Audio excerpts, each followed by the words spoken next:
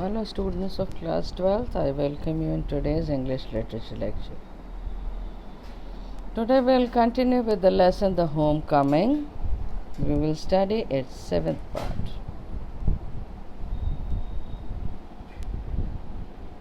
In this world of human affairs, there is no worse nuisance than a boy at the age of 14. He is neither ornamental nor useful. It is impossible to shower affection on him as on a little boy, and he is always getting in the way. If he talks with a childish lisp, he is called a baby, and if he answers in a grown up way, he is called impertinent. In fact, any talk at all from him is resented. Then he is at the unattractive growing age. He grows out of his clothes with indecent haste. His voice grows hoarse and breaks and quavers. His face grows suddenly angular and unsightly. It is easy to excuse the shortcomings of early childhood, but it is hard to tolerate even unavoidable lapses in a boy of 14. The lad himself becomes painfully self conscious. When he talks with elderly people, he is either unduly forward or else so unduly shy that he appears ashamed of his way existence. मनुष्यों की व्यवहारिक दुनिया में 14 वर्ष की अवस्था के लड़के से बढ़कर और कोई दुखदाई प्राणी नहीं होता है। वह ना तो देखने में ही अच्छा लगने लायक होता है और ना ही किसी काम में आने लायक होता है। जिस प्रकार से किसी छोटे बच्चे से प्रेम किया जा सकता है, उसी प्रकार से उस पर स्नेह की बौछारें करना असंभव होता है और वह हमेशा ही बीच में अड़चन पैदा करने वाला हो जाता है। यदि वह बच्चों की तरह बोलने में तुतला जाता है तो उसे बच्चा कहकर झिड़का जाता है, और अगर वह बड़ों की तरह कोई उत्तर देता है तो उसे असभ्य कहा जाता है। वास्तव में उसकी ओर से की गई कुल मिलाकर कोई भी बात बुरी लगने वाली हो जाती है, और फिर वह ऐसी बढ़ती हुई अवस्था वाला होता है कि वह देखने में आकर्षक नहीं लगता है। उसका शरीर ऐसी अशोभनीय तेजी से बढ़ता है कि वह कपड़ों से बाहर झांकने लगता है। उसकी आवाज़ रूखी, टूटती हुई और कांपती हुई हो जाती है।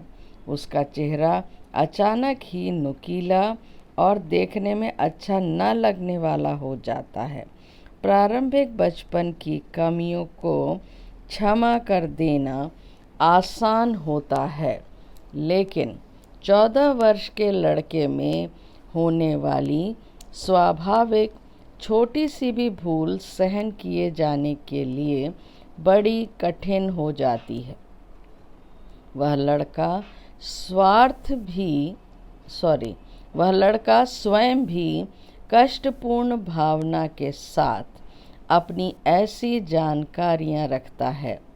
जब वह बड़ों के साथ बातें करता है तो वह या तो अनुचित रूप से बहुत आगे बढ़ा हुआ होता है या फिर अनुचित रूप से ऐसा शर्मीला हो जाता है कि उसे अपने अस्तित्व पर ही शर्म आती हुई प्रतीत होती है।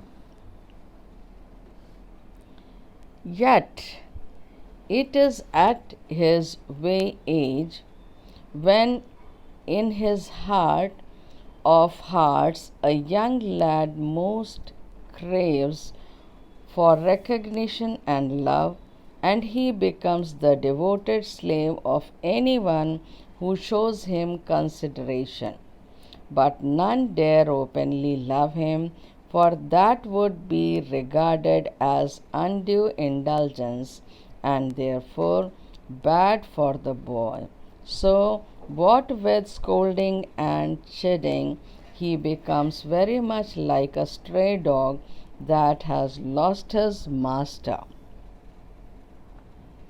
For a boy of 14, his own home is the only paradise. To live in a strange house with strange people is little short of torture, while the height of bliss is to receive the kind looks of women and never to be slighted by them. फिर भी इस अवस्था पर कोई भी ऐसा छोटा लड़का अपने अंतर हृदय में अपने लिए मान्यता और प्रेम के लिए तरसने लगता है, और वह ऐसे किसी भी व्यक्ति का समर्पित गुलाम बन जाता है जो उसके लिए हमदर्दी के विचार दिखाता हो, परंतु खुले तौर पर उससे प्रेम करने का कोई साहस नहीं करता है, क्योंकि उसे अनुचित रूप से लिप्त समझा जाएगा और इसलिए उस लड़के के लिए उसे बुरा माना जाएगा। इसलिए उसे फटकारने या दुत्कारने का क्या परिणाम होता है, वह तो बहुत कुछ उस भटके हुए कुत्ते की तरह हो जाता है जिसका मालिक कहीं खो गया हो। 14 वर्ष के लड़के के लिए उसका अपना घर ही उसके लिए स्वर्ग होता है।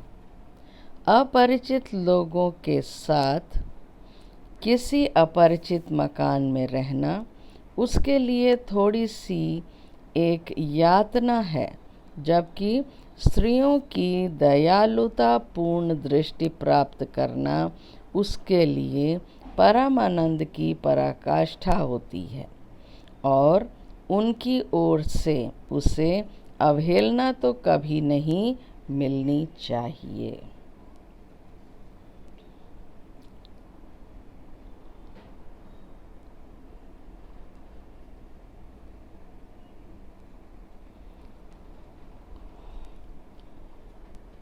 The cramped atmosphere of neglect in his aunt's house oppressed Phatak so much that he felt that he could hardly breathe.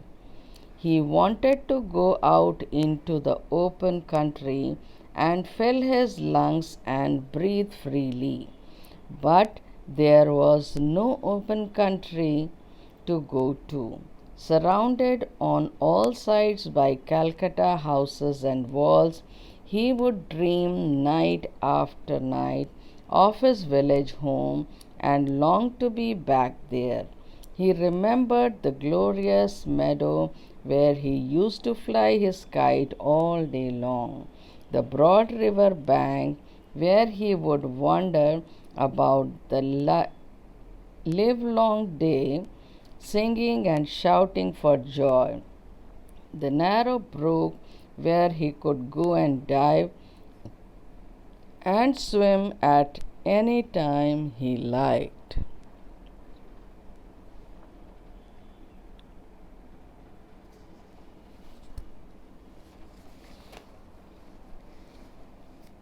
अब इसका हिंदी का अनुवाद बच्चों।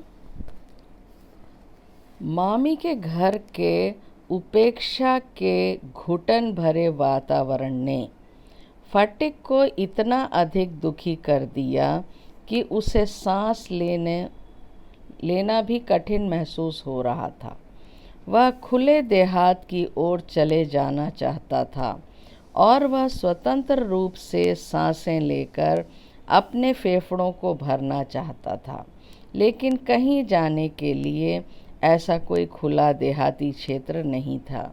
चारों ओर से कोलकाता के मकानों और दीवारों से घिरा हुआ वह दिन रात अपने गांव के घर के सपने देखा करता था और उसे वहां वापस जाने की तीव्र लालसा हो रही थी। उसे उन आनंद देने वाले आलीशान घास के चरागाहों की याद आ रही थी जहाँ वह पूरे पूरे दिन अपनी पतंग उड़ाया करता था। नदी का वह बड़ा सा किनारा जहाँ वह पूरे दिन गाता और आनंद से शोरगुल करता हुआ घूमा करता था।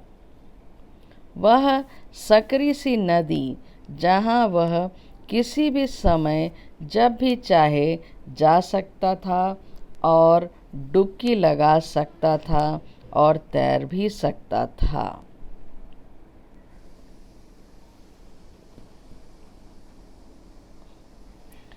तो बच्चों, आज के लिए इतना ही बस। बाकी अगले लेक्चर में लेकर के आएंगे। मुझे आशा है कि आपको ये लेक्चर समझ में आ रहा होगा। तो आज इस लेक्चर को समाप्त करते हैं। थैंक यू बच्चों।